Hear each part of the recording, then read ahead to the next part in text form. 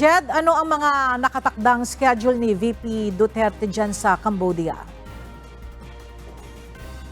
Ella, kagabi nga ay dumating si Vice President at Education Secretary Sara Duterte dito sa Cambodia. Una sa kanyang pinuntahan kaninang umaga ay ang courtesy call kasama si Cambodian Deputy Prime Minister and Ministry of Education, Youth and Sport Dr. Hang Chunaron.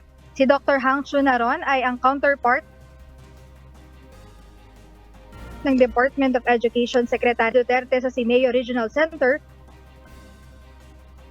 for Technical Education Development.